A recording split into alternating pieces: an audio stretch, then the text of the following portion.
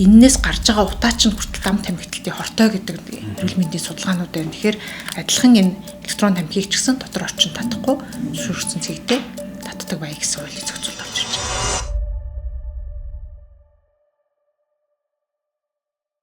За үзэгчдээ энэ өдрийн мэнд хүргэе. Та бүхэнд хоёр тал подкаст хүрсээр байна. За энэ удаагийн дугаарт бид улсын хурлын гишүүн. За тэгээ таны ч одоо аль талыг танилцуулах юм бэ? Ордонд чинь танаа намтны 2 хуваа хичээл энэ талд нэг нь гарчаал энэ талд нэг нь гарчаал бүр яг улаан цаанд 2 хуваа. Монгол Ардын намын гишүүн. Ямар ч хийсэн гишүүн тий. Аль бүлэглэлд нь хуваарлагдаад байна. Одоо уг нь анх нөгөө улс төрд оруулж ирсэн хүнээ ярил ерөнхий сайдад ахчих гэдэг тий. Одоо хоёлаа тим юм ч одоо улс төрийн юм яриад яах вэ энэ төрийн ажил би бол улсын хурлын гишүүн ард түмэндээ тангараг өргөсөн миний зарчмын байр суурь бол энэ эрх мэдлийн төлөө тулаанаас үүдээ төрийн ажил гацхасгүй би бол тийм л тангараг өргөсөн тэрнийхээ дагуу ажиллаа хийх ёстой гэж бодож байгаа тэрийг л нэгдүгээр тавьж байгаа тийм л хүн байна тэгсэн чинь өнгөрсөн 5 дахь өдөр чуулга оролцсонгүй тий тамхины нэлтийн тухай хууль нэмэлт өөрчлөлтийн энэ хуулийн төсөлд орох байсан тий 5 дахь өдөр. Тэгээ энэ яг хуу тэр бол гэтээ шууд 5 дахьтаа туслагдсан асуудал бол биш юм байгаа. 2 дахь өдөр эхлээд эн чинь байнгын ороогоор ордог. Тэгээ санал дүгнэлтийг бид нар улсын хурлын чуулганаараа авч хэлцдэг. Тэгээ хүний хөгжил нийгмийн бодлогын байнгын ороо бол харьяалсан байнгын ороо авч хэлцэх байсан. Гэтээ нэг өдөр бид нар бас нөгөө намын бүлгүүдээр оруулж энийг танилцуулаад явж чадал манай намын бүлэг дээр бол би нэгээ танилцуулж амжаагүй цаг байхгүй болоод тэгээ тийм учраас түр бас хойшлуулъя гэд нийгмийн бодлогын байнгын ороогоор 2 дахь өдөр хилцүүлж чадаагүй гэсэн үг. Хилцүүлэхт ороогүй. Тийм учраас одоо тэр нь автоматар одоо чуулганаас хасагдах ийм дэгтэй дэгийг хандаагүй явсан. Одоо байнгын ороогоор орчоо дараас чуулганаар орох юм байна тий. Хэдийн хугацаа өнгөрч юу ер нь яг энэ тамхины нэмэлт өөрчлөлтийн хуулийн төслийг яриад. Тий, ажлын хэсэг байгуулагдаад бол одоо жил орчим болох гэж байна. Идэвхтэй яг энэ асуудал дээр төвлөрч ажиллаад бол энэ оны хавраас эхлээд бол ялангуяа 3 сараас эхлээд нэлээд олон хилцүүлэг зохион байгуулж хуулийн төслөө бичих үе шат бол энэ оны хавраас эхэлсэн 3 сараас тэгэхээр одоо хагас жил болж байна уу та тий. Идэвхтэй тэгээ яг хуу нийгмийн хувьд бас энэ их юм олон талын эрх ашиг бас хөндөгддөг асуудал учраас нэлээд нийгэмд бас идэвхтэй энэ сэдв бас хилцүүлэгдэж байгаах. Гэтээ юуны түрүүн бид бас тооцоо судалгаатай ажиллаад улсын хурлынхаа хуралдаа бол хуулийн төсөл бол өргөн барьчаад байна. Одоо хилцүүлгийн үе шатаал ингээд хүлээгээд байж байгаа. Яагаад энэ заавал энэ тамхины хуулийн төслийн нэмэлтийг аваад атгах ч юу юм. Яагаад яг уу би нөгөө улсын хурлын гишүүн болохоос өмнө нийслэлийн засаг даргын орлогчоор ажиллаж байсан. Нийгмийн бодлогын асуудал хариуцсан. Тэгээд намайг засаг даргаар ажиллаж байх үед энэ асуудлыг манай боловсролын байгууллага маш их тавьдаг байсан. Ийм одоо хүүхдүүдийн дунд үнэхээр багш нар нийгмийн ажилтан дийлхэ боллоо. Олон янзын асуудал, нийгмийн асуудал бол үнэхээр бас уг өглөөргөн шийдэхгүй бол угжирцсан асуудлууд их байдаг. Тэрний дунд бол энэ тамхи, цахилгаан тамхи, донтолттой холбоотой асуудлууд их тавьж ирсэн. Тэгээ энэ дунд нь бас би өөрөө тухайн үед ч бас нэг сайн мэддэггүйсэн. Яг юу юм бэ гэд аваад үтсэн чинь ямар зохицуултгүй явж ирж байгаа юм нэг бүтээгдэхүүн байгаа юм байна.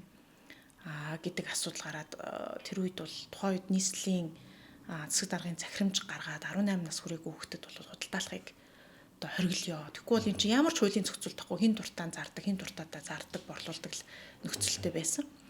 Гэтэл хуулийн нөгөө зохицуулт байхгүй байгаа учраас яг энийг үр дүнтэй хэрэгжүүлэх тийм арга механизм тухайн үед бол засаг даргын захирамжийн хэмжээнд бол угаасаа хөрөнгө үүсэлт гарах боломжгүй.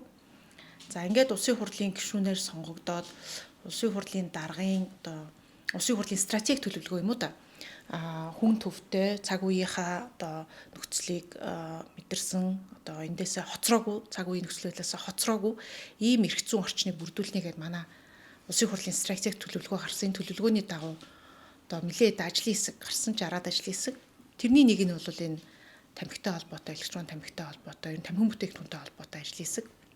Тэгээ яг нийслэлийн орлогч байхдаа бас ажиллаж байсны хувьд бол энд эхлүүлж байсан ажлаа үр дүн үзчихсэн гэдэг байдлаар саналаа өгöd.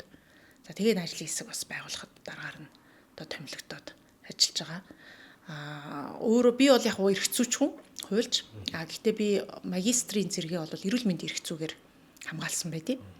Гэтэ яг эрүүл мэндийн эрх зүйгээр хамгаалаад Монголдо ирээд эмч нарын ёс зүй асуудал дээр бас дүрм журм судлах гэдэг эрүүл мэндийн яамд зөвлөх одоо тэр төсөл дээр ажиллаж байсан боловч төдийлөн бас яг эрүүл мэндийн эрх зүйд чиглэлээр ажиллаагүй. Ер нь олон улсын хөрөнгө оруулалтын эрх зүй арбитр гэдэг ийм олон улсын одоо хуулийн фирмд бас ажиллаж байсан учраас гэхдээ бас яг эрүүл мэндийн эрх зүй гэдэг сэдвээр нийгмийн эрүүл мэндтэй холбоотой асуудлуудыг магистрийнхаа эрдмийн зэрэгээр бас судалж исэн хүн хувьд бас нэг ийм эрүүл мэндтэй холбоотой нийгмийн эрүүл мэндтэй холбоотой асуудал дээр мэрэгжлийн хүний хувьд ч гэсэн хууль тогтоогч хүний хувьд ч гэсэн за ээж хүний хувьд ч гэсэн бас нэг гар бие оролцож дөрвтэй өөрчлөлтийн бас нэг хэсэг болох ийм боломж байна гэж хараад одоо энэ хуулийг судалж эхэлсэн тий. Тэгэхээр танд одоо яг энэ хугацаанд нэг 6 сарын хугацаанд идэвхтэй ажилласан гэж байна шүү дээ. За энэ ингээ нөгөө нэг харахаар яг энэ веб одоо энэ электрон тамхи гэдэг байгаа тий. Энэрүүл чиглэсэн ерөөдөө яг энийг л зохицуултанд оруулах гэсэн л ийм хуулийн одоо нэмэлт өөрчлөлт байна гэж хараад байгаа. Тэгээ энд танд өөрт чи ямар нэгэн тийм эрх ашигын сонирхол энэ төр байдаг юм уу? Байхгүйгээ шуудхан хэлье. Энэ дэр бол би өстой 120% итгэлтэйгээр энэ асуудлыг ер нь хөндөхөөр өөрөө бизнесийн тодорхой хэмжээний эрх ашиг хөндөгддөг. Тийм болохоор энэ асуудлыг тавиад хуулийн зохицуулъя гэсэн хэн бугаагч одоо хин нэгний лобби ч юм бид юм эрх ашиг төлөөлж байгаа гэдэг утгаар харлуулж ирсэн юм билээ. Би эрүүл мэндийн салбарынхаа олон хүмүүстэй уулзсан. Үнэхээр бүр цөхөрцөн байсан. Бид нар нийгмийн эрүүл мэндийн үндэсний төвч гэсэн энэ асуудал дээр одоо өөрчлөлт хэрэгтэй байна. Бид нар чинь дандаа л юмыг нөгөө ардаас нь ингэж нөгөө ухаж хийгээд байгаа байхгүй юу? Урьдчилж урдсан сэргийлж хуулийн зохицуулалтаа хийхгүй бүр задгаараад алдсан хойно нь одоо яах вэ гэдэг юм. Энийн нэг жишээ бол угаасаа энэ хүүхэд залуучуудын донтолт энэ тамхины асуудал байгаа. Тэгээд энэ дээр бол дандаа нөгөө төрийн албан хаагч нарыг ийм хуульд санаачлагаар сошиал сүлжээнд харлуулдаг, хинэгний лоббичин болгодог, тэгээд өгчдөг. Энэ асуудлыг цэгцлэх гээд засаг захиргааны нутаг дэвсгэрийн одоо нэгжийнхаа хэмжээнд захирамжууд их гарсан. Одоо ховд, өмнө говь, Хөвсгөл, Төв аймаг, Эрдэнэт нийслэл бол одоо журам гаргасан бид нар тий. Ийм асуудал ихээр дахиад тэр засаг дарга нарыг шүүхэд өгчдөг, тэгээд өгчдөг. Ийм муухай ийм гүжрэмэг арга гарал ер нь энэ эрх ашиг одоо эрх ашиг хамгаалах гэсэн нэг хэсэг бүлэглэл хүмүүсийн хийж ирсэн арга барил юм билий. За тэрийг над дээр ч гэсэн бас турших гэж оролж явах шиг байна. Хин нэгний лобби ч ингээд надад бол тийм байхгүй. Энэ дээр бол цэвэр одоо эрүүл мэндийн салбар, иргэд одоо багш нийгмийн ажилтнууд тий аав ээж нар эдрийн дуу хоолойг сонсож дээр нь судалгаа үндэслэлтэй дэлхийд дахинд юу болоод байна? Хор хөнөөл нь яагаад байгаа юм? Манай Монгол улсад юу болчиход байгаа юм? Яаж бид нар урьдчилан сэргийлэх юм бол илүү үр дүнтэй арга байх хэрэгтэй гэдэг энэ л одоо зүйлийг бид нар мэржлийн ажлын хэсэгтэйгээ хамтарч гаргасан юм байгаад байгаа.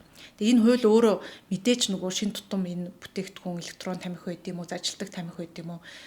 Нийгэмд нэлээд таарцсан, ямар нэгэн зохицуултгүй байсан, нэлээд ч одоо ашигтай бизнес юм шиг байна. Тэгээ тэр нөхдүүдийн эрх ашиг сонирхлыг одоо хөндөд ирэхээр ийм асуудал тавьж байгаа. Нөгөө талаар манай хууль бол зөвхөн эднэрт зориулсан биш. Мэдээж хуулийн зохицуултанд оруулж байгаа. Нөгөө талаараа одоо тэр нөгөө эсрэг гэд яриад байгаа янз бүрийн асуудлыг нь ч гэсэн одоо хүүхдүүдийн дунд, нийгмийн дунд энэ бол маш одоо тамхиталт ихссэн, янз бүр тамхины үнэн талхнаас хямдхан болцсон. Энэ асуудлыг ч гэсэн бид нар шийдэж нийтээрээ энэ тамхиталтаас урьдчилан сэргийлж хор хөнөөлийг болгох ёстой л гэсэн зорилтын өрөөнд хуулийн төслөө боловсруулсан байна. Тийм дээр бол одоо иргэд маань бас энэ сошиалд явж байгаа худал хуурмаг ташаа мэдээлэл автахгүйгээр би бол одоо өөрөө нэр нүрээ ингээд гаргаад бүгдийн сайхан тайлбарлаж байгаа шүү дээ. Энэ бол ийм ийм зохицуултын эсрэг явж байгаа тэр нөхдүүд намайг одоо харлуулахаас гадна яг үндсэлтэй юу хэн гарч ирж яриад байгаа ямар судлаач яриад байгаа гэдг нь тодорхойгүй их үүсвэр нь тодорхойгүй нэг л тийм нэг баах юм нэг сошиалаар харлуулсан байдалтай. Нэр нүрээ гаргаад ирээд өөрсдөө тодорхой юм ярих хэрэг ярьж чадахгүй байгаа байхгүй. Тэр ийм л арга техникээр л юу яваад ах шиг байна гэж харж байна. Одоо энэ төрийн ордонд суудаг сайд дарга нар дунд ч өөрсдөө борлуулдаг хүмүүс байд юм шүү. Байна. Электрон тамхи хийж байна. Байна. Тийм. Тэр хүмүүсээс тэгээд танд жишээлбэл миний өгш нэг ингэчээч гэдэг ч юм уу те. Нэг тиймэрхүү нөлөөлөх юм гарч ийн хоёр. Энэ хуулийг ахаллаа гэд одоо захирамж гарсны дараа ус зурд нөлөө бүхий байсан байгаа янз бүрийн хүмүүс бол холбогдох гэж хичээсэн. За нэг энэ хүмүүстэй нэг уулзаад гаач гэдэг юм уу те. Эсвэл хүш энийг ингэчүүл яасан гэдэг. Тэр хүмүүстэй би ямар шаардлага тавьсан гэхээр би аль нь таньж уулзахгүй. Одоо юу гэдэг тэр ямар юмны холбооч энэ веб мэп чинь бүгдээрээ төрийн бус байгууллагатай болцсон бүр. Наана их эрүүл мэндийн төлөө санаа зовж байгаа юм шиг. Ч одоо уг нь хуулиараа хориотой байх ёстой шүү дээ. Тамхины компаниуд өөрөө төрийн бус байгууллага спонсорлоод санхүүжүүлээд явна гэдэг бол ийм компаниуд лобби хийх гэж орж ирэхэд нь би бол та нартай уулзахгүй. Бүгдээрнтэй бид нар хуулийнхаа төслийг боловсруулсны дараа нэгэн зэрэг одоо уулзч танилцуулна гэдэг зарчмыг тавьсан хинтэн ч уулзаагүй. Янз бүрийн юм ярьж одоо орж ирсэн гишүүдэд тийм улс төр нөлөө бүхий гишүүдтэй бол за та ийм юм ярьж байгаа би таны нэрийг тэмдэглэж авлаа шүү. Би бол энэ хуулийг энэ бол миний бас ингээд улс орны их орныхоо төлөө бид нар бас нэг юм хийх ёстой гэдэг итгэл үнэхээр одоо итгэл дээрээ тулгуурж би хийж байгаа ажиллаа. Ийм юм дээр би энийг ингээд сэвтэж цэстаа нөгөө буяндаа бузар хийн гэдэг шиг бол хийхгүй надад тийм шаардлага байхгүй. 126 гишүүнтэй шинэ парламент үүслээ ашиг сонирхлоос ангид ийм цэвэр одоо залуучууд орж ирлээ гэд зөндөө хүмүүс ирчихсэн. Энийний төлөө л бид нар явнаа гэд тэр одоо сайд ах нар байд юм уу хүмүүстэй би нэрийг чинь бичиж авлаа шүү. Та дахиж над руу ингэж ярих юм бол одоо тэгээд хоёлаа ил тод энийг ярилцсан дээр үздэй гэд одоо хэлээд за хид тэгсний дараа хүмүүс юм холбогдохоо байд юм бэлээ. Бусад өөр аргаар одоо янз бүр юм хийж байгааж магадгүй гэхдээ надад бол ер нь бол нэг тгий ингээ гэсэн санал тавьха болсон. Тийм. Одоо тэг ямар хүмүүс вэ? Нуугаад ах шаардлага үүд юм уу? Гэхдээ одоо нуугаад ах гэхээсээ илүү баримт нотлоотой ер нь ярих хэрэгтэй гэж бодож байгаа. Одоо нэг сошиалд чинь ингээл хүнийг баримт тавин гүтгдэг асуудал бүр нийтээр боллоо шүү дээ. Би бас хуульч хүний хувьд юмыг бас хоёр талаас нь зөв мэдээллийг хүргэдэг байх хэрэгтэй. Тэгжээж нийгмийн сэтгэл зүгээ урт хугацаанд нь ч гэсэн богино хугацаанд ч гэсэн үр дүнгийн бид нар ингэж нэг баримт тавин гүтгэх асуудал бол бас мухай үр дүнтэй. Нийгэм маань өөрөө ийм харлуулалттэй талцлын юм руу яваад ах бол том зургаараа их буруу байхгүй юу. Тэгэхээр баримт нотлоготой л байлгачаад ярих гэж бодож байна. Маш том мөнгө л хэрэгдэад идэм байлээ те. Амар том мөнгөнд дөм байдаг. Тийм учраас ийшээгээ одоо улс төрд нөлөө бүхий, бизнест нөлөө бүхий те. Монголын том бизнесмэнүүдийн одоо юу гэдгийг хүүхдүүд юм уу, дүүнер ч юм уу ингээ яваад орцсон байдаг. Тэгээ энэгүүрээ ингээ цаашаага лобби бим алтан бос бүлэгэл үүссэн байдаг. Тэгээд энийг ингээ хуульчлах гад ирэхээр хуульчлахын хувьд бол би зөв гэж бодож байгаа шүү. Яг энэ электрон тамхины вебийг ерөөд нь хуульчлах хэрэгтэй. Ямар ч юм хяналтгүйгээр энэ их олон сая шиг юм орж ирээд нийгэмд хэрэглэгдэж байна гэдэг бол хуульчлах нь ерөөсөө л байх ёстой асуудал. Бид нар хуульчлаагүй маш олон жил явцсан. Тэгээд энэ бараг 4-5 жил явж байгаа хаа гэж бодож чинь миний санаж байгаа. Тэгэхээр энэ бүлэглэл одоо тэндээс ингээ маш их мөнгө хийсэн байна шүү дээ. Тэгээд энэ цаг хугацааны хувьд ингээд Монгол улсад орж ирэх үсэ маш их татврын мөнгө ингээд өргөгдсөн байгаа байхгүй. Тэгээд одоо яах юм? Хэрвээ жишээлбэл одоо энэ компаниуд байгаа байлгүй дээ. Одоо жишээл хувь нэр дүн дээр орж ирдэг байлгүй дээ энэ электрон тамхи. Электрон тамхи чинь тусгай зөвшөөрлөгүй ямар зохицуулдгүй юм чи хувь хүмүүс оруулж ирж байна. Одоо шиг хамаахгүй оруулж ирэх. Орж ирж байна тий. Эргээд одоо эднээс нэхэмжлэх юм байхгүй л гэсэн үг юм шүү дээ. Тэгэхээр яг гоо эргээд нэхэмжлэхгүй эн чинь юу харуулж чинь гэхээр зарчмын хувьд бол түр өөрийнхөө хийх ёстой ажлыг хийгээгүй л байхгүй. Тэгээ тэр нь янз бүрийн одоо ашиг сонирхол байд юм уу, лобби байд юм уу, гацаах сэтэл байд юм уу явсан байна. Гэтээ түр өөрөө энийг хийх ёстой байсан. Би бол одоо энэ төрд орж ирснээс хойш хилээд байгаа юм маань түр өөрийнхөө хийх ёстой одоо энэ эрүүл мэнд боловсрол юу гэдэг энэ салбарууд дээр зохицуулалтаа ерөөсөө хийж чаддгүй. Арх тамхиныхаа татварыг олигтой нэмж чаддгүй. Нийгмийн эрүүл мэндийн одоо эрүүл мэндийн салбар маань ямар болцсон байна. Энийг хийх ёстой энэ тул төрийн ажил. Төр оролцохгүй юм дээр маш их оролцож байна. Бизнесийн салбарыг шахаж байна. Одоо төрөөс хамааралгүй бизнес байхаа болж байна. Чөлөөт нөгөө зах зээлийн орон зай гэдэг юм гэж байна. Оролцохгүй юм дээр оролцоод яг өөрийнхөө хийх ёстой юм хийхгүй байхгүй. Тэгэхээр энэ бол төрийн өөрийнх нь алдаа. Тэгэхээр одоо ийм алдаа гаргасан юм бид нар засах ёстой. Одоо тэр бол бидний үүрэг гэж харж байгаа. Тэгээд хуулийг гаргасны дараа бол энэ ном журмын дагуу хуулийнхаа дагуу одоо энэ юм шаардаад явахаас өөр аргагүй. Хууль гараагүй байхад одоо юу гэдгийг та хэд өгөхтэй байсан штэ гэдэг бол өөрөө эрх зүйд төр хууль ёс нас гажуудсан зүйл учраас бид нар яралтай хуулиа хэлцээ. Хуулиа гаргаад энийхээ дагуу энэ бизнесийн компаниудад шаардлага тавиал явна гэж харж байгаа. Ер нь бол нийгмийн эрүүл мэндээс давсан бизнес эрх ашиг сонирхол байх ёсгүй. Тэгээ энийг ч гэсэн манай тэр бизнес эрхэлж байгаа гэдэг юм уу, импортлж байгаа нөхдүүд, ашиг болж байгаа нөхдүүд бас ирээдүйн хойч үеийнхэн хүүхдүүдийг бодоод бас жоохон ухамсарлаасай гэж бол хувь хүний бодож байгаа. Тэгээ би хувь хүний бодоод бас явахтай тэр хүмүүс маань өөрөө тодорхой хэмжээнд энийг бас ойлгох байх гэж найдаж л байна. За одоо хоёул хуулийнхаа нэмэлт өөрчлөлтийнхаа зарим нэг заалтуудыг ярив. Ерөнхийдөө орчлоо маш удаан ярьчлаа гэсэн. За 30% болгож байгаа юм байна тийм ээ. Янжуур тамхич өөрөө 30% байдаг лүү те. Янжуур тамхитайгаа ижилсүүлж байгаа юм байна 30%. А цаашаага хоёулынгийн ингээд үе шаттайгаар жил болго нэмээд явъя гэж байгаа юм байна татварыг. Тэгэхээр ингээд нэг одоо ингээд нэг тэгш гараанаас гарьяа л гэж байгаа юм байна шүү дээ. Энэ янжуур тамхи веб 2-ыг. А тэгсэн чи энд нэг хитэн тодорхой заалтууд байна л да. Би яг хөө таны нөгөө Facebook дээр бичсэн хитэн заалтуудыг харлаа. Тэгсэн электрон халаадаг, усан наадаг гэдэг одоо шин тутам хэрглэж байгаа нэвтэж байгаа тамхиг янжуур тамхитай адилхан авч үзээд тамхин бүтээгдэхүүн гэсэн ангилалд хамруулна гэж. Тэгэхээр одоо яг энэ гадуур маш олон хэрэглэгддэг штеп юм нөгөө нэг шиша антер гэл байдаг штеп. Эднэр одоо бүгд нөгөө нэг тамхины хяналтын тамхи гээл ороод явах нь штеп зөв. Эднэрээ жишгэн 30%-аа татрагдуулна. Тий. Ер нь манад нөгөө зохицуулагдаж ирээгүй 12 13 оноос хойш Эрдэнэ чимэг гишүүн бас дөрвтэй өөрчлөлт хийж энэ хуулийн дээр бас нэлээд хүний одоо хэрэгцээнд ийм одоо хэрэгжсэн ийм хуулийг хийж чадсан. Тэрнээс хойш юусоо хуулийн дөрвтэй өөрчлөлт хийж чадаагүйсэн. Тэрнээс хойш 10 хэдэн жилийн хугацаанд ийм шин төрлийн тамхин бүтээгдэхүүнүүд дэлхийд даяараач Монгол усаж ороод ирсэн байна. Тэрний нэг нь бол яг энэ электрон тамхи зажилдаг ийм болонтой хийдэг тамхи байна. Энэ шиша байна тий. Ямар зохицуултгүй байсан. Тэгэхээр энийг бүгдээрингийн ерөнхийдөө тамхин бүтээгдэхүүн гэж үзье. Тэгэхээр тусгай зөвшөөрлөлтөд оруулж ирдэг болёо гэдэг ийм одоо хуулийн төсөл бол нэгдүгээр тодорхойлтыг бид нар өргөжүүлж өгч байгаа. За гайлын албан татвар дээр бол янз бүр харилцан адилгүй гайлын албан татвартай байсан юм. Электрон тамхич, электрон бараа мараа гэж зарим төрөл нь ороод ирдэг 5% татвартай. Бусад энэ балж гэсэн одоо хятадаас орж ирэхдээ 5% л татвар төлдөг шүү дээ. Яг адилхан 5% татвартай. За тэгээд зарим одоо дүнсэн тамхи мамхин ийм гэд янз бүр байсан одоо бид бол бүгдээрингийн адилхан 30% болгож байгаа. Тэгээ 30% болгодгийн учир шалтгаан бид нар дэлхийн худалдааны байгууллагад тамхин бүтээгдэхүүний гайлын албан татварыг ер нь 30% байна гэдэг юм мэдээлэл өгсөн юм билээ. Манай өөрийн коммитмент буюу манай улсын хувьд бол гайлын албан татвар 30% байна. Тэгээ бид нар тэрнээс дээш тавьж чадахгүй. Ерөнхийдөө бүгдээрингийн адилхан 30 болгоё л гэж байгаа.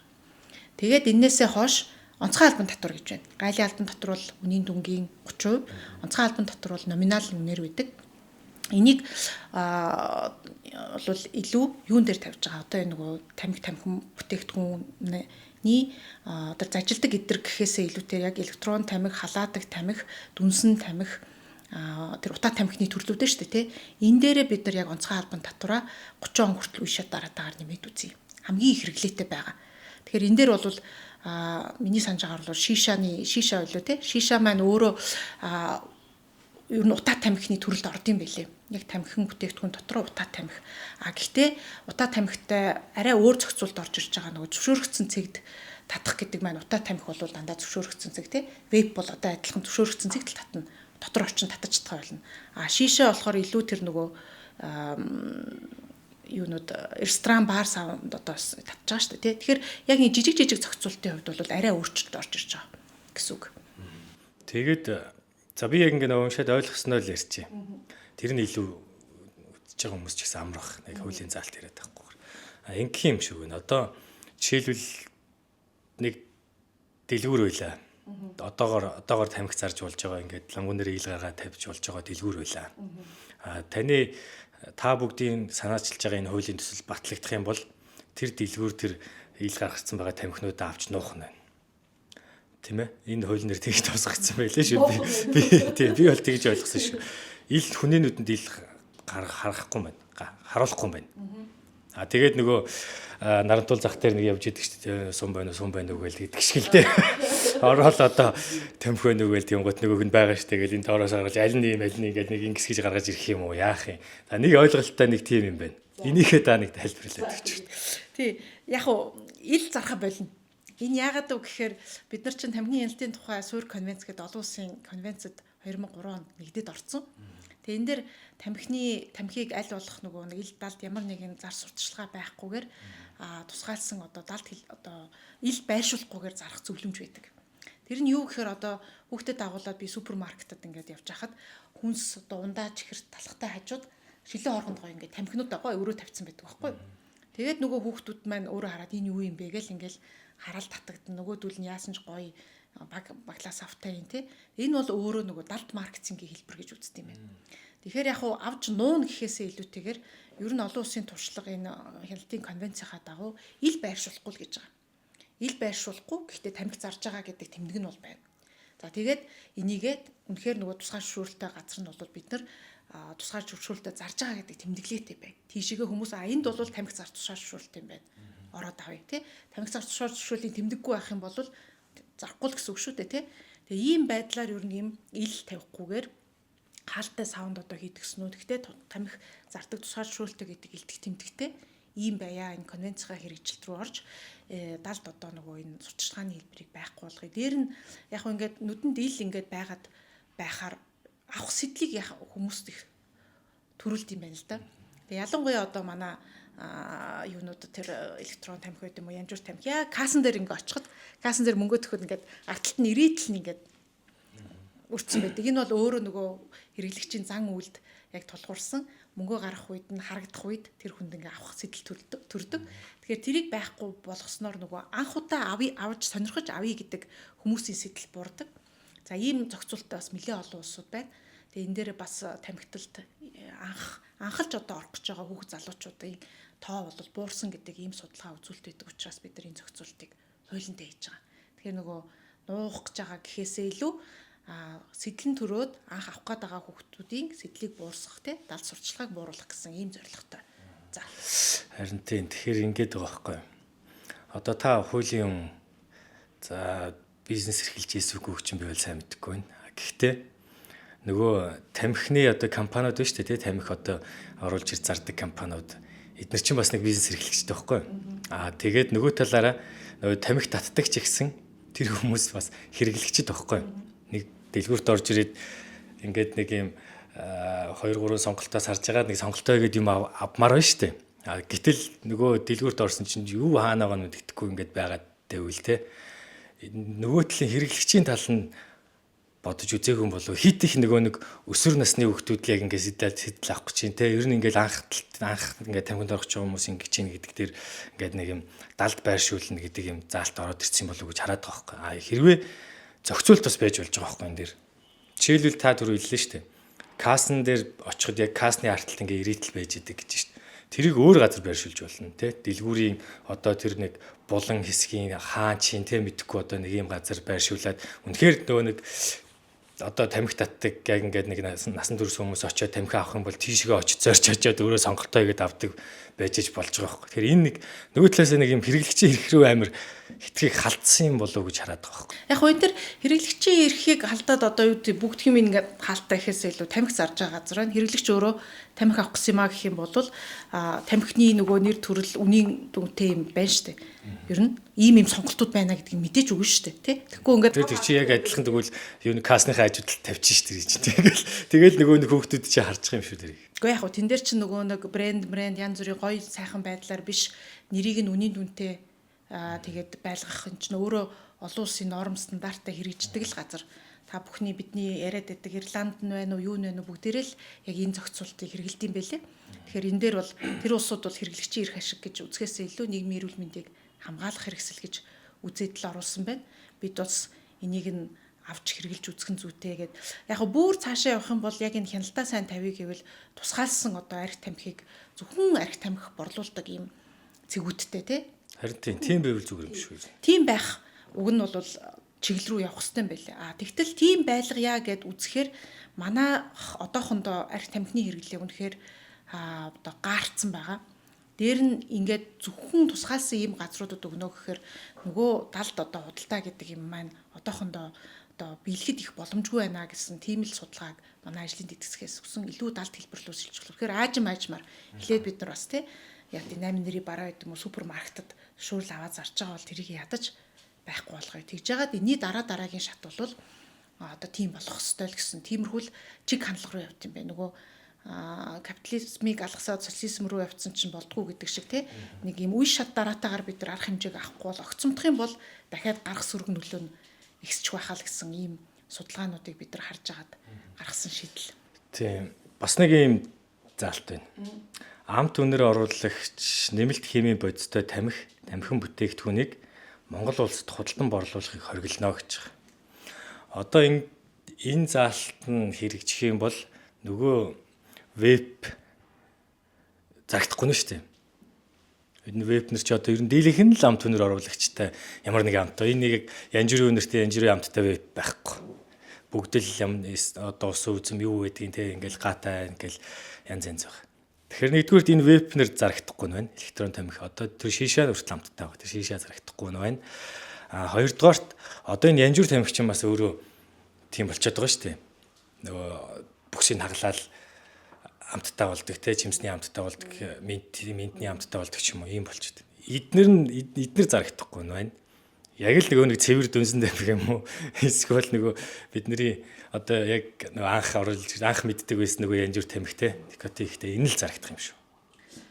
Никотин ихтэй ч гэж бид нар никотины угаасаа хэмжээ бас Монгол улсад байгаа л да. Яг уу ийм юм. Бид нар судалгаагаар үзэхээр шүү дээ те Монгол улсад тамхиталтын хэмжээ маш ихссэн байна. Хүүхэд залуучуудын дунд ч гэсэн янжуур тамхинч бай, электрон тамхины хэрэглээ бүр гаарцсан байна. За энэ юунаас болж ийн гэдэг ингээ харахаар хэд хэдэн хүчин зүйл бол байгаад байгаа. Тэгээ ялангуяа энэ шин төрлийн бүтээгдэхүүн дээр болвол энэ гүзээлцгэн тарвас ванилийн амттай энэ амтанд нь татагдаад одоо 10 настай хүүхдийн пенал нас хүртэл ийм электрон тамхи гарч ирж штеп. Тэгээ энэ дээр бид нар нөгөө балаа ингэж барь сууж байгаад ерөөсөө ингэчээ гэд өөрсдөө бодоод олцсон юм бол биш байхгүй. Одоо дэлхийд дахинд юу электрон тамхи юм шин төрлийн бүтээгдэхүүн. Тэгээ энэ бол нөгөө янжууртайгаа өрсөлдөд идэг бүтээгдэхүүн бол биш юм. Дэлхийд дахинд яаж юм гэхээр ерөөсөө янжуур тамхины уламжлалт нөгөө том компаниуд бүгдээрээ хөгжингүү орнуудад янжуур тамхины хэрэглээ багасаад байгаа учраас тэрийгэ нөхөж зах зээлээ хадгалахын тулд шинээр гаргаж байгаа бүтээгдэхүүнүүд нь л энэ электрон тамхи байхгүй. Одоо British American Tobacco гэдэг юм уу, Philip Morris гэдэг юм уу, манай Монгол төр оруулж ирээд байдаг Japan Tobacco гэдэг юм уу. Энэ бүх том дэлхийн тамхины компаниуд өөрөө хамгийн том, хамгийн их эрэлттэй тэр вейпний брэндүүдийн эзэмшигч нь. Тэгэхээр зүүрлж хэлэх юм бол хоёр хүлтэй нэг толгойтой хүн баггүй юу? Тамхины зах зээл чи өөр юм болоод байгаа. Энэ хоёр ерөөсөө өрсөлдөн гэхээсээ илүү нэгээ одоо тий нэгнийхээ байр суурийг ингээд аажмаар нэгэндээ тавьж өгч байгаа тамхины компаниудын ийм тенденси харагдаж байгаа. За манай Монгол улсад яаж юм гэхээр хоёлаа одоо юу яахгүй байна, багасахгүй байна. Хоёлаа ихсэж байна. Яагаад гэвэл янжуур тамхины хувьд манад маш хямдхан байна. Яагаад ингэж хямдхан чанар муутай бүтээгдэхүүнийг оруулж ирж байгаа бид нар бас ажлын хэсэг дээрээ судалсан. За электрон тамхины хувьд бол ерөөсөө хятадын Шинжэн гэдэг нэг тусгай бүсэд үйлдвэрлэж экспортын зорилттой үйлдвэрлэдэг ийм бүтээгдэхүүнүүдийг оруулж ирж байгаа. За тэр нь бол өөрөө тийм чанар муутай одоо тий үнэртэй маш чанар муутай ийм нэг хэдэн компаниас оруулж ирд юм байна. За ингээ харсан чинь дэлхийд дахин энийг электрон тамхи гэдэг шинэ юм чинь гараад ер нь хинд ямар нөлөөлөл үзүүлж байгаа гэдэг эхнээсээ судалгаанууд гараад эхэлсэн. За одоогор бол нийтдээ дэлхийн 146 улс бол электрон тамхиг ер нь тэр чигээр нь хоригдсон. Энэ ерөөсөө хүүхэд залуучууд болон дараагийн донтолтын хэлбэр юу гэдэг арт тамхи мамхи руу оруулах юм хэрэгсэл болоод байна. Гарах үр нөлөө нь үнэхээр амар байх нэ гэд 46 улс хорчод байгаа. Тэр дотор Аз намхан 7-д бол жишээлбэл Сингапур, Энтхэг, Тайланд, Вьетнам, Непал одоо гэдэг Шри-Ланка гэх тээ энэ улсууд. За 86 улс нь болохоор зохицуулт хийж байна. За зөвшөөрөө. Гэтэ тодорхой хэмжээний зохицуулттай бай. Хуулийн зохицуулттай. За бид бол эхний ээлжинд одоо энэ зохицуултыг бас оруулж ирэх ёстой гэсэн байр суурьтай. Бүрэн хориглоогүй. За энэ 86 улсын 20 нь одоо яг манай хуульд орж ирсэн амт үнэрийг хориглох заалттай. Тэр улсууд нь юу гэхээр одоо бидний их л үлгэр жишээ аваад байдаг тэр Австрал нь байна, Канада нь байна, Дани, Эстон, Шинэ Зеланд, Филиппин, Америк бол федерал буюу нэг холбооны хэмжээнд гаргацсан мужууд дээр хэрэгжүүлж байна. Хятад байна. Урд хурш маань өөрөө тамхинаас өөр амттай вейпийг бол худалдаатайг хориглосон. Гэтэл Шинжээнд зөвхөн тэ дотооддоо биш гадны одоо манай Монгол шиг улсуудад зарах зорилтыг хямдхан юм муу вейпнуудыг зараад манайх руу нийлүүлж байгаа. Унгар, Латв, Литван гээд Нидерланд, Словен гээд ингээд Европын улсууд бүгдээр ийм арга хэмжээ авсан байхгүй. Тэгээд эдгээр яагаад ийм арга хэмжээ авч байгаа гэхээр нөгөө хөгжиж амжаагүй хүүхдүүдийн тархинд гүзээлцгний амттай, тарвасны амттай, ванилийн амттай, хортой бүтээгдэхүүнийг хортой гэж хүлээж авахгүй ч гоё амттай юм чи хорвоо гэдэг мэдрэмжийг өгөөд дээр нь эн чинь химийн синтетик бодистой. Хар тугалаг гэх мэт одоо хүнд металлтай, эрүүл мэнд маш хортой. Никотинтай донтолт үүсгээд за ингээд донтолт үүсгэсэн юм маань нэг донтолт үүсгэж юм бол дараагийн донтолтын арга зам болоод байна. Янжуур тамхи руу орох одоо эрсдэл нь 3-5 дахин нэмэгдэж байна. тэрнээс илүү одоо хүнд хэлбэрийн донтолт руу орох эрсдэл нь экстрим байна гэдэг судалгаануудыг гараад энэ улсууд бол ийм арга хэмжээ авсан. Тэгээ бид нар бол бас үнэхээр эрүүл Монгол хүүхдүүдийг өсгөе гэж байвал энэ баримтаа арга хэмжээ хийх ёстой. Эцэг эхнэр одоо юунууд эрүүл мэндийн салбарын маань энийг хориглоод өгөөч л гэж байгаа. Бидний хувьд бол за бүрэн хориглох гэхээс илүү эдийн засгийн аргаар авч үзье. Дээр нь үнэхээр хүүхдүүдэд бид нар анханаас нь оруулахгүй гэж бодох юм бол энэ татагтаад байгаа юмнуудыг нь хориглохоос өөр аргагүй. Тэгэхээр одоо тэр тамхины амттай байна уу одоо эсвэл гаатай байна уу энэ амтыг нь хүлээн зөвшөөрөөд үнэхээр тэр татмаар байгаа залуучууд одоо өөрсдөө мөнгө төлөөд ухамсар шийдвэрээ гаргаад явах хүмүүс нь бол тэр боломж сонголтод байж иг. Хүүхдүүдтэй илүү юм нийгмийн эрүүл мэндийн талаас нь сөрөг нөлөөлөл үзүүлээд байгаа юм дээр бид нар зохицуулт одоо хийхээс аргагүй л гэдэг ийм шийдэлд хүрээд бид нар бол энэ хуулийн зохицуултыг бол оруулсан байна. Харин энэ чинь тэгээ нөгөө эцэстээ яг энэ ВП шахаад зах зээлээс шахаж гаргах л заалт харагдаад байгаа. Гэхдээ одоо тэгээд Америк нь байна уу, Канада нь байна уу, Денмарк нь байна уу, адилхан Дани нь байна уу те Австрали нь байна уу, Шинэ Зеланд нь бүгдээ адилхан зохицуулт шүү. Тэгээд тэр улсууд тэгвэл тэр улсуудыг тэгвэл одоо янз бүр тамхины лоббинд ороод ВП-г одоо шахаж гаргаж ийн гэж бид нар хэлдэг юм. Сингапур байна, Хятад байна, энтхэг байна. Эдгээр лоббинд ороод энийг хаачлаа гэж бид нар ярьдгүй. Нийгмийн эрүүл мэндийг хамгаалах юугаар л харж байна. Манайхан нөгөө харин ингэж идэх байхгүй. Тэдний орны туршлага тийм сайн тэгж авч хэрэгжүүлнэ гээл. Тэгээ ингээ Монголынхаа өрсөнд болгоно гэл. Тэнгуут манай Монголын хөсчийн өөрөө ямар вүлээ те бид нэр өөрсдийнхөө улсын хүмүүсийн сэтгхүүд тааруулж тэрэндээ таарсан жишгээ авч болж байна. Тэрэнд нь огт таарахгүй байгаа тэр сэтгэлгээтэй улсуудын өөр ямар нэгэн одоо тийм хуулийн заалт юу гэдгийг тийм журмуудыг авчиад энд ингээ нөгөө нэг таарахгүй цоож руу ингээд таарахгүй дэлгүр хийгээд байгаа юм шиг ингээд ээж бас болмоорг бол байгаа юм. Зүгээр яг энэ дээр хэлээгүй. Гэхдээ ерөөдөө ийм байдаг. Түүнээс яг би бол анх хэлсэн те. Энэ одоо веб гэдэг зүйлийг зохицуулт хийх нь зөв. Одоо насны хязгаар зааж өгөх хэрэгтэй. Хэн хэрэглэхгүй хэн хэрэглэхийг юу зааж өгөх. Тэгээд тэр одоо эрүүл мэндийн яамнаас нь тийм үү, нэмүүдээс нь тийм үү тэр сурталчилгаа юунуудаа сайн хийх хэрэгтэй. Яг үнэ. Гол нь би ингээд бизнес талаас нь авч үзэхээр яг ингээд энэ хуулийн заалтанд тэр веб оруулж ирж байгаа одоо бол дийлийнх нь хувь хүмүүс байгаа бах тийм. Энд чинь ингээ хуулийн заалт нь ороод ингээ зохицуулт нь хийгээд ирвэл хэрвээ эрхэн нээлттэй байвал цаашаа компани болоод ингээд нийлүүлээд явах бах. Энэ хүмүүс чинь тэгтээ тэрг угаасаа энэ хуулийн заалтаар ингээ шахтаа гарах юм биш үү зах зээлээсээ. Тэгэл яг манай Монгол яг л нэг юм янжуур хэрэгэлдэг л ийм орон болоод үлдэх юм байна. Гэхдээ яг хоёр юм байна. Нэгдүгээр энэ хуулийг бизнес гэж бити хараасаа гэж хүсэж байна. Нийгмийн эрүүл мэнд бол өөрөө бизнес байх ёсгүй. Нийгмийн эрүүл мэнд бол төрийн оролцоотойгоор бид нар ирээдүйн хойч вэ, нийгмийн хамгаалах төрийн зохицуулт байх ёстой. Тэгэхээр зөвхөн бизнесийн өнцгөөс бити хараасаа энэ бол эрүүл мэндийг хамгаалах ийм зорилготой хууль. Тэрнээс аль нэг бизнесийг дэмжиж байгаа ч юм уу те эрх ашиг сонирхлыг тэнцвүүлэх зорилготой хууль бол биш байхгүй. Тэгэхээр энэ хуулийг бизнесийн эрх ашиг гэдэг талаас нь бити хараасаа гэж би бодож байна. Нийгмийн эрүүл мэндийг бид нар хамгаалж яж одоо жилд бид нар 1 их 80-ийн хэмжээтэй гарч байгаа таминаас үүдэлтэй эдийн засгийн алдагдлаа яаж нөхөх юм? Бид нар нэг хавдрын эмнэлэг, уушгины эмнэлэг барих гал нэг 40 тэрбум тэзүүн дээр нь барилга дээр нь тавих гэж яаж зовдөг вэ? Тэгтэл бид нар энэ судалгаагаар олон улсын байгууллагуудын судалгаагаар Монгол улс нэг жилд 800 тэрбум төгрөгийг таминаас үүдэлтэй эдийн засгийн хор уршиг алдагдал хүлээж байна.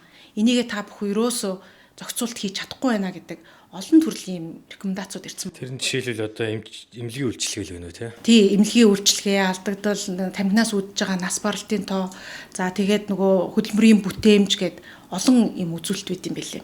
Манай дотоодын нийт бүтээгдэхүүний 2.1% нь эрүүл мэндийн одоо тамхинаас үүдэлтэй зардал, алдагдал, эдийн засгийн алдагдал. Авж байгаа татвар нь гарч байгаа зардлаасаа 22 дахин бага. Тэгэхээр бид нар хортой бүтээгдэхүүнээр хүмүүсээ хэрэглүүлээлэн тэгсэн мөртлөө энийгээ энтэйгээ тэмцэх эдийн засгийнхаа хөшүүргийг юусоо хийгээгүй байгаа л гэсэн үг байхгүй. Тэгэхээр бид нар нийгмийн эрүүл мэндэ ямагт нэгдүгээр тавих хэрэгтэй. Таны одоо хэлж байгаа логикоор жишээ бизнесийн эрх ашиг талаас нь харах юм бол одоо тэгээд бизнес хийгээвэл яг үнд эхлэхэд энэ томтолттой холбоотой асуудлууд чинь айгүй эмзэгчтэй. Хар тамхич гэсэн одоо мөнгө олохын тулд манай Монгол улсад ямар болцсон бол энийг бид нар бизнес гэж харж болох Яг зүгээр хэмжээг зааж өгөөд ч юм уу те. Яг энэ ам түнэр гэдгээр нь ингээ ялгаа ичхаар яг нэг бүхэл бүтэн ингээд нэг юм далд бизнес гэж хэлээ л да одоо энийг те ер нь бол ямар нэгэн зохицуулт байхгүй шүү дээ энэ чинь те. Орж ирж байгаа хэмжээ хязгаар энэ гайл дээр бүртгэл гарч байгаа тэр түрүүний та хэлдгээр баг электрон бараа гэдээ бүртгэл гарч байгаа татвар байхгүй татвар нэг 5% татвар авч шин те. Тэгэхээр нэг тийм энийг өөрчлөх гэдэг чинь маш сайн ойлгож байгаа тий. Тэнгуут эднэр чинь ингээд цаашлаад одоо зохицуултаа болох гэсэн чинь за зохицуултаа олё гэх тий татврын 30% төлжээ гэдгсэн чинь ам түнээр оруулсан нэг заруулахгүй гээд одоо энэ орж ирж байгаа веб чинь баг 100% бүгд тийм байгаа хөшөөр нь л. Тэгэхээр бидний тавьж байгаа юм яг тэр одоо Европын улсууд юм уу, Америкт нь байд юм уу, энэ улсууд те Австралда, Шинэ Зеландда энэ зардаг арай чанартай юм оруулаад ирж. Энд чи угаасаа савлгааны стандартыг гаргачлаа, ам түнэрэн дээр нь ийм стандарт гаргачлаа. Тийшээгээ үйлдвэрлэдэг тэгвэл тэрэнд зохицуулж үйлдвэрлэдэг арай чанартай юм. Харин тийм стандартын чанарт юуг зааж өгөх, стандартын зааж өгөх юм шүү. Тий бид нар савлгааны хувьд заагаад өгчлөө. Тэгэхээр хүмүүстэй бол бид нар тас хориогүй шүү дээ. Энэ бол тодорхой хэмжээгээр бид нар энэ бүтээгдэхүүнийг хуулийн зохицуулалтанд оруулъя гэж байгаа. Тэгээ энэ ам түнрийг хорилсон 20 улсад бодвол одоо үйлдвэрлэж байгаа, экспортлж байгаа юмнууд байгаа л илгүй дээ.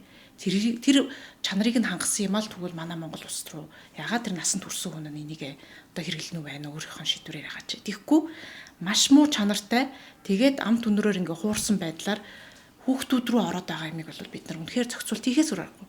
Америкийн нэгдсэн улс хүртэл Кеннеди гэдэг эрүүл мэндийн сайд нь хятадын одоо энэ хууль бус вейптэй тэмцэнэ гэж томоохон мэдээлэл гараад эхнээсээ гайлаар орж ирж байгаа хятадын энэ вейпүүдийг бүгдийг хориглоод арга хэмжээ авч тэнд хүртэл тийм одоо асуудал дэгдэж хахад манай Монгол улс чинь 3.5 сая хүнтэй шүү дээ. Америк шиг 350 сая хүнтэй зарим хэсэг нь ингээд янз бүр болж хахад нийгэмдээ төдийлөн нөлөөлөхгүй байх хүн ам зүйтэй биш 3.5 сая хүний маань ихэнхэн залуучууд маань ийм рүү орчих юм бол бид нар тэр чигээрээ манай нийгмийн эрүүл мэндэд нөлөөлөх юм байхгүй. Бид бол ийм л одоо зорилгоор хийсэн байгаа. Энэ одоо бүгдээрингийн л тооцоо судалгаатай өөрсдөө зохиочоогүй бүх улсуудын одоо гарч байгаа үр дүн эдрийг харж хийсэн. Тэгээд мэдээж энэ дээр олон талын л одоо нийгмийн хилцүүлэг болно. Олон талын л санал бодолтой хүмүүс байгаа. Энэ бүгдийг шүүн сайн тунгаагаад улсын хурлаараа сайхан хилцүүлээд тэгээд энэ хуулиас гарах бахаа л гэж юм хэлэлттэй. Янжуур тамхи татаад ч юм уу одоо веб сороод ч юм уу эсвэл тэр шишаа сороод агсан тавиад хүнтэн зодоод байна гэсэн тийм зүйл таарч ирсэн нь ер нь. Тэр нөө архитай адилдах гэдэг үү? Тэгэхгүй ер нь одоо мансууруулах төрлийн бодис юу тийм тэрнтэй ижилхэн тийм сөрөг үр дагавар одоо хүн зоддог, хүн алдаг ч юм уу те эсвэл агсан давдаг, эсвэл нэг янз янзын хэрэг гаргадаг тиймэрхүү зүйл сонсч ирсэн. Яг бусад хүмүүст учруулах гэмт хэрэг гэхээсээ илүү тамхин бүтээгдэхүүн бол чимээгүй тахал 30-аас 40 жилийн дотор яг үдээд за би нэг одоо сайхан амс хий да гэд ажиллаа хийгээд те эдгээгээд ингэсэн хүний хувьд шууд дохио болоод тавдар байд юм уу зүрхний шигдээс байд юм уу тархины судасны нарийсл байд юм уу те уушиг байд юм уу ийм хэлбэрээр энэ өвчтөд гарч ирдэг байхгүй. Тэгэхээр өөрт нь маш хортой гэсэн үг. За мэдээж дам тамхиталтай байгаа. Тэрүүгээр хажуу хаврынхаа хүмүүст бол энэ хорыг нь хүргэж идэг. Тэгэхээр энэ бол нөгөө нэг шууд хэрэглээд одоо агсан согтуу тавьдаг ч юм уу бусад гэмхэхээс илүү өөрийгөө л чимээгүй одоо эрүүл мэндэ охирох сайн дураараа өөрийгөө оруулж байгааз. Сайн дураараа гэдгийг цөмөрөө одоо нөгөө шийдвэр гаргах насанд хүрсэн хүн үгүй юу гэдэг дээр бас ярьж байгаа тийм. Яг хөө би бол ингэж ирээд бодоод байгаа байхгүй. Улс зохицуулт хийх нь зөвөө. Тийм би түрүүнээс хэлээд зохицуулт хийх нь зөв. Гэхдээ улс татвараа аваад тэгэл зарим нэг зүйлийг одоо журам болгоод те. За эсвэл бүр болохгүй бол хуульд оруулж өгөөд. Ингээд явах нь зөв юм уу гэж бодоод яриад байгаа байхгүй. Түүнээс энд ингээд таныг эсэргүүцэх гэж суугаад байсан юм ерөөсөй байхгүй. Тэгэхээр улс бол тэнд ямар үр гүйцэтгэх зүгээр татвараа авсан татвараараа одоо юу гэдэг нь бид нар чинь их алдагталтай төсөв батлаа тэгээд л ингээл багш нарын цалин нэмж чадахгүй гээд л те мөнгө байхгүй гээд ингээл гоншгоноо суугаад байна шүү дээ те. Тэгэхээр иймэрхүү зүйлдээ зарцуулт юм уу яадгийн гэж би бодсон байхгүй юу. Гэтэл таны энэ төсөл дээр татвар аваад тэр авсан татвараараа эргүүлээд нөгөө нэг хүмүүсээ эрүүлжүүлэх тэгээд урьдчилан сэргийлэх иймэрхүү ажлууд хийгднэ гэсэн зүйл байлаа. Тэгээ энэ дээр бол би бас энэ онцгой албан татвар гэдэг чинь яг ямар учир утгатай татвар юм бэ гэдгийг бас тайлбарлах хэрэгтэй байх тийм. Бид нар хортой бүтээгдэхүүн дээр онцгой албан татвар тавьдаг. Архин дээр, тамхин дээр одоо юу гэдэг нь тийм бензин энэ дээр гээд. За онцгой албан татвар бол угаасаа энэний хэрэглээ өөрөө дам нөлөө буюу хор охиролтой байдаг учраас хэрэглээг нь багасгах зорилгоор үнэтэй болгодог татвар байхгүй юу? Нүглийн татвар гэж sin tax гэж ярьдаг тийм үү? Тэгэхээр энэ бол төсөв бүрдүүлэх зорилготой татвар бол биш юм. Галын албан татварын төсөв бүрдүүлж, онцгой албан татвар бол тухайн хортой бүтээгдэхүүний хэрэглээг багасгах зорилготой. Манайх тэгэхээр тэр галын албан татвар 30-аас дээшлэхгүй гэсэн үг шүү дээ, тий? Цаашаа нэмэгдэх гэдэг нь онцгой албан татвараараа нэмээд явах юм уу? Тий галын албан татвар чи одоо бүтээгдэхүүн дээр 5%, 20%, 30% янз бүр байгаа шүү дээ. Бүгдээрийг нь адилхан 30% болгочихж байгаа. Онцгой албан татварыг бол нөгөө огцом нэмэхгүйгээр жил болгон үе шаттайгаар нэмээд байгаа шүү дээ, тий. Энэ бол өөрөө хэрэглээг хортой бүтээгдэхүүнтэй байх хэвээр. Үнэтэй бүтээгдэхүүн. Галын албан татвар бол 30 дээр л байж байгаа юм байна, тий. Тий тэр нь бол нөгөө олон улсын гэрээ хэлцээрээрээ одоо нөгөө коммитмент өгсөн юм билээ л дээ. Олон улсын худалдааны байгууллагад тэрийг хэрвээ одоо өөрчлөлийг хийвэл засгийн газрын хэмжээнд тэр хэлцээрийг хийх нь байна, тий. Бүр засгийн газрын хэмжээний хэлцээр хийж өөрчлөх юм уу, тий. Тэр байгууллагад тийм. Сая Евроазийн төр бас тэгсэн үү, тий. Тэрийг бол одоо засгийн газар яаж оруулж ирэхийг бид нар бас харж байна. Энэ дээр бол би тэр янз бүр тамхины татвар багасгах асуудал дээр бол одоо чадлаараа л бас хэллээ. Болохгүй гэдэг асуудлыг хэллээ. Тэгээд энэ дээр ажиллаж байгаа ах гэж найдаж байна. За гол нь тэр нэг онцгой албан татвараа бид нар авчаад энэ хэрэглээг бууруулах зорилттой юм чинь үр дагавартай нь биш одоо их үүсвэртэй нь бол тэмцээг гэж байгаа.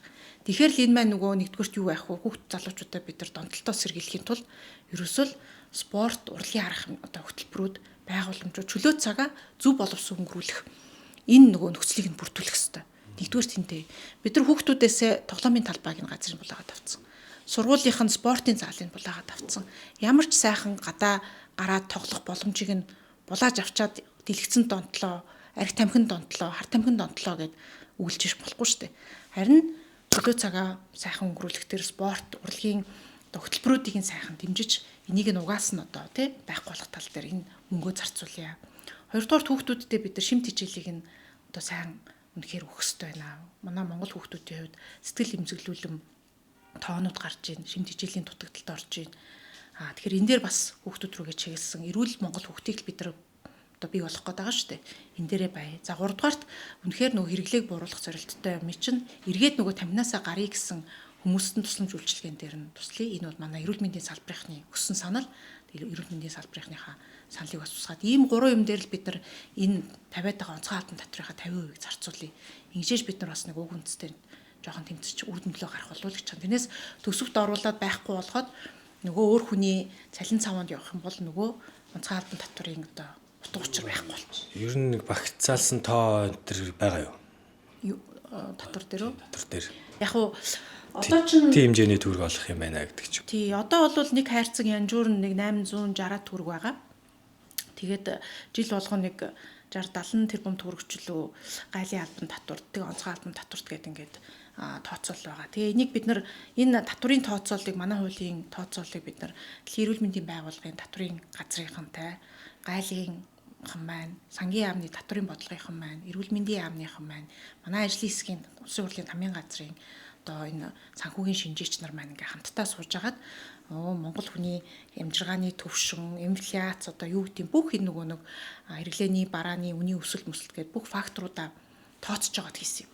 За ингэж тооцоод хийхэд ер нь бол 2026 онд хэрвээ бид нар 836 төгрөг байгаа онцгой албан татвар 2000 болгож ихсэх юм бол за нийтдээ нэг 210-аас 220 тэрбум төгрөгийн онцгой албан татвар орж ирэх юм байна. Тэрний 10% гэдэг нь нэг 100 тэрбум шүү дээ, тий. 100 тэрбум төгрөгийг тэгвэл бид нар энд ингээд зарцуулах боломжтой юм байна гэдэг. 10% нэхэр чи 50%. 50%. 50% нь тий энэ 3 арга хэмжээнд зарцуулахаар одоогийн хуулийн төсөлтөд бол тусгаж чадах. Нэг ийм ажиглагдаад байна л да. Одоо нөгөө нийслэлээс төвчнүүдийг буулгасан тий. Энэ их зовлонтой ажилласан. Нэг хэсэг хүмүүс нь хоолноосоо салж явах шиг байна тий. Тэгээ хэсэг хүмүүс нь бас нэг юм гудамж талбайдаа чөлөөтэй үеийн гэсэн нэг юм хоёр талын байр суурь хавагдчих шиг. Гисэн чинь нөгөө түцний хүмүүс маань яадаг байсан бэхээр яг энэ тамхиг ингэ ширхлээд зарж хамаг их орлого олдог байсан. Тэгээ одоо төсөв нөгөө нэг түүцнүүд нь байхгүй болцсон. Тамхи ширхэл зардаг газар байхгүй болцсон. Тэгсэн одоо CU, GS гэл юу гэдэг энэ салбарт зүйлжээлгэрүүд өгдөг штеп. Эднэр тамхи зараад эхэллээ. Тэгсэн араас нь та яг энэ хуулийг ингээд эрчимтэй яриад эхэллээ тий. Тамхины нэлтийн тухай хуульд доолоос нэмэлт өөрчлөлт оруулнаа гэдэл. Тэгээ энэ нэг юм жоохон вейп рүү тий ингээд нэг зохицуултгүй байсан тэр учраас яг тэрнлүү чиглээд байгаа юм шиг харагдсан баг ер нь л. Тэгээд тэрлүү чиглээд байгаа юм шиг харагдчихлаа. Тэгээд цаашдаа энэ веб ер нь зах зээлээс ингээд хэрвээ ингээд хууль нөхцөлийнх юм шахагдахаар ингээд харагдаж байгаа юм шиг нөхцөл байдал үүсэт. Энэ ингээд цаг хугацааны хувьд зүгээр ингээд таарч уу эсвэл хоорондоо юм холбоотой юмнууд яваад байна уу? Би бол одоо цаг хугацааны хувьд л ингэж таарсан байх гэж харж байна. Бид нар бол яг би даасан байдлаар хуулийн төслөө улсын хурлын гишүүн боллоо, ажлын хэсгийн ахлагчаар томилогдлоо. Энийхээ дагуу судалгаагаа хийгээл явуулаад одоо ингээ хуулийн төслөө өргөн барьж байгаа нь. Энэ хуулийн төслийн дахиад хэлье. Зорилго бол аль аль нь хортой бүтээгдэхүүн, аль альнийх нь хэрэглээ багасгах ёстой. Нийгмийн эрүүл мэнд номер 1-т тэрнээс хэн нэгний бизнес ашиг сонирхлыг шахан шахахгүй гэсэн зорилго ерөөсөө энд бол байхгүй. Нийгмийн эрүүл мэндийн хүнд хамгийн зөв шийдэл нь юу байна л гэдгийг гаргаж ирж байгаа. Түцний асуудал бол нийслэл хотын хувьд бас нэлээд тулгымцсан асуудал байсан. Яг таны хэлж байгаа зөвлөлтөө түцээр бол яг нэг хууль бус худалдаа, ялангуяа янжуур тамхины хууль бус худалдаа бол энүүгээр их явагддаг байсан. Тэгэхээр бид нар мэдээж энэ асуудлыг төцөхөр хууль бус худалдаагаа яаж зэгцлэх юм бэ гэдэг, хуулиа яаж хэрэгжүүлэх юм бэ гэдэг асуудал хамгийн их тавигддаг. Тэгэхээр түцнүүдийн асуудлаа бид нар шийдээд за зөвхөн тусгай зөвшөөрөлтэй газраараа зарнаа. Тэр маань өөрөө тэмдэглэгээтэй байгаад байна. Хоёрдугаарт бол энэ нөгөө архины эргэлтийн архин бүтээгдэхүүний согтууруулах хундаатай эргэлтийн хяналт тавих тухай хуулига 2022 онд гарч ирсэн. Эдэн дээр нөгөө хууль бус хуурамч одоо архитай тэмцэх нөгөө ийм мэдээллийн сантай болсон юм. Энийг бас тамхин дээр хий гэж байгаа. Онцгой албан татврын акц наах замаар үйлдвэрлэгчээс одоо хэрэглэгчийн гарт орох хүртэл энэ яг ямар бүтээгдэхүүн, хууль ёсны бүтээгдэхүүн байна уу, хэн оруулж ирээд хаана зарж ин гэдэг нь мэдээллийн сантай бай. Ингэжээж бид нар нөгөө хууль бус худалдаатайгаа, хууль бус тамхитайгаа тэмцэж чадна. Тэгэхээр энэ нэг хуулийн төсөлтөй бол энэ тамхины энэ мэдээллийн сан, хяналтын мэдээллийн сантай болоод эндээ одоо ажиллаж байгаа сан энэ дээрээ тамхин бүтээгдэхүүнээ оруулаа явах нь өөрөө бид нар энэ гарах үр дагавар дээр бас нэлээд сайн нөлөөлөл үзүүлэх болов уу гэж байгаа. Тэгээ яг түцний асуудал бол намайг нийслэл хотод ажиллаж байхад ч гэсэн тавигддаг байсан, үеийн үед юм байсан. Гэхдээ Нямбатар дарга бол зоригтой шийдвэр гараад энийгээ зэгцлэе гэд явлаа. Амаргүй ажилд янз бүрийн бас ашиг сонирхол байна. Иргэдийн ч гэсэн өөрийнх нь үнэхээр бас амжиргааны асуудал байна. Гэтэ одоо энэ асуудлыг бас нэг талтаа шийдээд одоо явах ийм шийдвэр нийслэл хотоос гарлаа. Энтэй зэрэгцээд бид нар яг энэ хууль бус худалдаа, тамхины худалдаагаа зэгцэлж авах асуудлыг ч гэсэн энэ одоо хуулийн хэрэгжилтээр ажиллах газрууд хүмүүс маань бүгд анхааралтай авч ажиллах хэрэгтэй гэж харж байгаа. Одоо энэ хууль маань цаашаа дэмжигдээд яваад батлагдчихвал юу ах нь шүү дээ. Одоо бол янжуур тамхи ингээд нөө зөвшөөрөгдсөн цэг дээр очиж татдаг те. Ямар нэгэн байгууллагт одоо ресторан, паб юу гэдэг нь яг үнэтэй ижлэхэн электрон тамхи бас тийм зохицуулалттай цэг дээр очиж татах нь зөв үү? Дотор зааланд татахгүй. Одоо бол хурал цуглаан дээр байна уу, албан тасалгаанд байна уу, бараг л хамаагүй татаад байна шүү дээ. Тэгээ энэ маань өөрөө нэгдүгээрт нөгөө нэг залуу үеийнхэндээ одоо үзэл дуурайл гэдэг их утгаараа эн чинь ингэж болд юм байна гэдэг имийг маш том юм маркетинг, агрессив маркетинг явцсан учраас юм байна. Хоёрдугаарт эннээс гарч байгаа утаач нь хүртэл дам тамхиталтын хортой гэдэг эрүүл мэндийн судалгаанууд байна. Тэгэхээр адилхан энэ электрон тамхиг ч гэсэн дотор орчин татахгүй зөвшөөрсөн цэгтэй татдаг бай гэсэн хуулийн зохицуулалт орж ирж байгаа. Сурталчилгаан дээр энэ дээр ингээд одоо яг ингээ хүүхдүүдийн үздэг энэ инфлюенсерүүд гэж яриад байгаа тийм. Иймэрхүү залуучууд маш их сурталчилдаг штеп. Хүзүүндээ өнгөнгөөр нь зүүчээл тийм. Ингээ нэг байдлаар ингээд насан туршаагүй хүүхдүүдийн өсвөр насныхаа ингээ харахаар нэг юм гоё имиж бүрдүүлээд байгаа юм шиг тийм. Нөгөө хүнийгээ ингээд хүн хийж байгаа юм ингээд шүтээд явжсэн чинь нөгөөх нь ингээд нэг юм имиж бүрдүүлээл нэг юм сороол ингээд гутал нь бүр нөгөө нэрээ ингэж болох юм байна гэдэг ч юм уу тиймэрхүү одоо сэтэл авдаг тийм. Тэгээ ингээд янз янзын сурчлагынууд үүснэ. Энэ дээр яаж зохицуулт хийх? Энэ дээр яг энэ нөгөө тамхин бүтээгдэхүүн гэдэг тодорхойлолтод орчиж байгаа шүү дээ. Манай одоо энэ шин төрлийн тамхи. Тэгэхээр яг манай тамхины хяналтын тухай хууль дээр угаасаа удаа тамхинд үйлчилжсэн зар сурталчилгааны хязгаарлалт байгаа. Ийм байдлаар зар сурталчилгаа ерөөсөө хийж болохгүй шүү гэдэг. Яг тэр адилхан зохицуулт нь энэ бусад тамхин бүтээгдэхүүнүүд дээр одоо адилхан үйлчилдэг болно гэсэн. Яг үнийг хэлэхэд энэ зар сурталчилгааны ямар нэгэн хязгаарт байхгүй байсан болохоор Facebook-ээр 15,000 хүнтэй вебний групп ч үүссэн байна. Онлайнаар ч хамаагүй чинь инфлюенсерүүд ч одоо нэвтрүүлэг болгоны дунд бол тий YouTube дээр дунд нь гарч ирж байна. Энэ маань өөрөө нөгөө залуучуудад хүүхдүүдэд энэ сэтлийг их төрүүлсэн байна гэд манай судалгаан дээр бол гарч ирсэн. Тэгэхээр энэ агрессивны маркетингийг бол бид нар энэ тамхин бүтээгдэхүүн гэдэг тодорхойлолтод орж ирж байгаа учраас зар сурталчилгааны энэ одоо хязгаарлалтууд нь бас хамтдаа ороо явчихна гэж харж байгаа учраас энэ бол цэцлэгдэх байхаа гэж харж байна. Энэ эсэргээр одоо нөгөө хүмүүсээ сурчлагын хэлмэр юм шүү. Хортоо шүү гэдэг ийм шүү гэд. Тиймэрхүү бид нар ер нь нөгөө хаанаа соён гэгэрүүлэх ажлаа одоо алдсан билээ. Энэ бол эрүүл мэндийн яам хийж явах хэрэгтэй юм.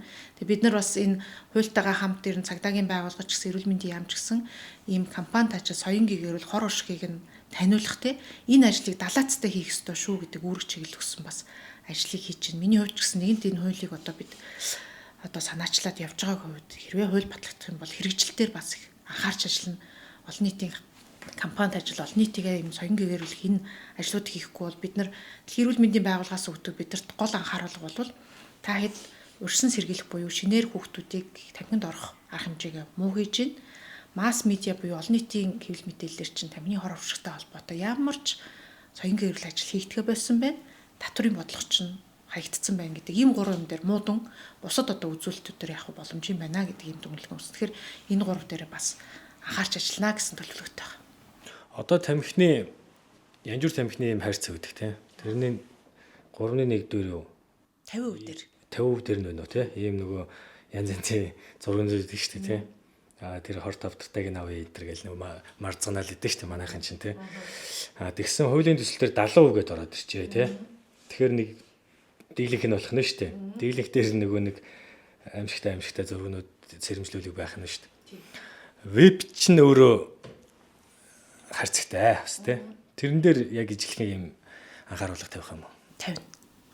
Вебний одоо бид нар янжуур тамхин дээр ч гэсэн энэ анхааруулга 70% болгож ихсэж байгаа гадаргууны цахилгаан тамхин дээр ч гэсэн гадаргууныхын 70% дээр хор хөнөөлийн анхааруулгатай бай.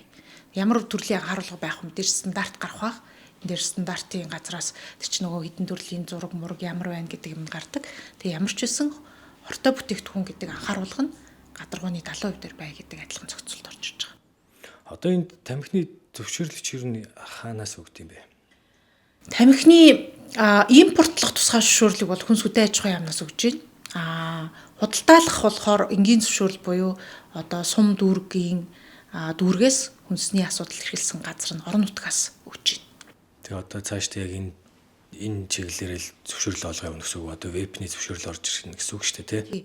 Яг одоо тусгай зөвшөөрөл бол хүнс хөдөө аж ахуйн яам одоо харьяалж байгаа учраас энэ дээр л зөвшөөрөл авдаг болно. Тэгээ яг нэг юм бид нар цаашдаа бас харж үзмээр л юм байл. Энийг би засгийн газарт явуулсан саналдаа тусгах болов уу гэд харсан. Нэгдүгээр хүнс хөдөө аж ахуйн яам өөрөө тамхи гэдэг чинь хүнсний бүтээгдэхүүн бол биш. Хөдөө аж ахуйн бүтээгдэхүүн биш. Энэ бол одоо нэг талаасаа худалдааны л одоо нэг юм бүтээгдэхүүн болчиход байгаа байхгүй юу? Тэгэхээр энийг ер нь бид нар хаана харьяалж яаж хяналтаа хийж эргэлтийн те импортын хэмжээнд нь одоо яаж одоо бас төрийн бодлого харж явах уу гэдэг дээр анхаарах хэрэгтэй. Тэгээ одоо энэ дээр яг улсын хурал дээр лүндэг гишүүний санаачилсан хүнсний аюулгүй байдлын тухай хууль гэдээ явж байгаа. Тэрүүгээрээ бид нар хүнсний аюулгүй байдал импортоор орж ирж байгаа хүнсний бүтээгдэхүүний аюулгүй байдал алдагдсан. Энэ дээр бол ийм босоо тогтолцоо одоо хуучнаар бол нөгөө мэржлийн хяналт ерхий газар гэж байсан шүү дээ тий. Бүгдийн татан буугдсан боловч одоо яг нөгөө ийм нэгдсэн ийм хяналт хийдэг одоо өгүүлэгдэж байгаа салбар нь хүнсний салбар байна гэдэг ингээ гараад ирж байгаа. Тэгээ ийм босоо тогтолцоотой ийм хяналтын байгууллага байх хэрэгтэй байна. За бусад тэр мэдээж өмнөх шигээ бизнесийн байгууллагыг дарамталдаг тэр янз бүрийн юу гэдэг боловсролын юу те юу ч юм тэр бол хэрэггүй. Байх ёстой салбар нь бол хүнсний салбар байна, эмийн салбар байна. За дээр нь тамхитай амрууга хийдэг хүний бие организм руу ордог энэ эрүүл мэндтэй холбоотой бүтээгдэхүүн бол одоо энэ Солонгос нь байна уу, Америк нь байна уу, Food and Drug Administration те FDA гэдэг яг энэ хүнс ийм тамхины асуудал эргэлдэг ийм газруудаараа хяналтаа хийж байдаг. Тэр хэрвээ тэр асуудал хэрвээ бодлогын түвшинд дэмжигдээд явах юм бол цаашдаа тамхины асуудлыг ч гэсэн тэр газарнаас хараад хяналтаа тавьдаг бас юм байх хэрэгтэй болов гэж бодож байгаа. Тэрнээс уг нь бол одоо манай засгийн газрын хууль дээр бол худалдааны асуудал эрхэлсэн сайд нь энэ тусгай зөвшөөрлийг өгөх хэрэгтэй байдаг. Тэгтэл худалдааны асуудал эрхэлсэн сайд маань өөрөө шадар сайд яамгүй учраас тусгай зөвшөөрөл олгож болохгүйгээд хүнстэй хамт энэ бүтээгдэхүүнийг бас зохицуулж байгаа нь учир дутагдaltaй л гэж харж байгаа. За баярлалаа танд. Ирж ярилцсанд. Одоо энэ чин таад чин энэ хуулийн төслөж 76-уулаа оруулаад байгаа байлоо. 76 гишүүн нэгдэж одоо өргөн барьсан. Нэг сонин тоол явж илээ шүү дээ. Би бол энэ дээр манай одоо шинэ парламентын гишүүд энэ асуудал үнэхээр нийгэмд бас юм одоо тулгамдж байгаа асуудал гэдгийг бүгд бас мэдж байгаа. Тойрогтой ажиллаж ирсэн гишүүд маань ч гэсэн энэ асуудлыг маш их хүндсэн. Үзэл санааны хувьд бол нэгдэж гин, дэмжиж гин гэдгийг илэрхийлж бас нэгдэж байгаа. Маш их талархаж байгаа. Эрүүл мэндийн салбарынхан маань ч гэсэн хизээ тамхины одоо энэ хууль дээр ийм улс төрийн дэмжлэг бас гишүүд олноороо нэгдэж байгааг би хараагүй гэдэг юмсан. Энийг талаараа ард иргэдийн хүсэж байгаа, хүлээж байгаа үнэхээр асуудал мөн үү гэдэг дээр мөн гэдгийг энэ олон одоо ард иргэдээсээ сонгогдсон гишүүд маань хүлээн зөвшөөрч байна. Тэгэхээр энэ дээр бас нэгдэж энэ санаачлага дээр нэгдэж байгаа гишүүдтэй энэ ташрамдаас таларлаа илэрхийлж байна. Тэгээ мэдээж бас энэ дээр 126 гишүүнээр одоо парламент маань шинэ гишүүд ихтэй энэ парламент энэ асуудлыг олон талаас нь хуцтай хэлэлцээд те ингээд цаашдаа хилцүүлгүүд явах болов уу гэсэн хүлээлттэй. За баярлалаа танд амжилт хүсье. За баярлалаа.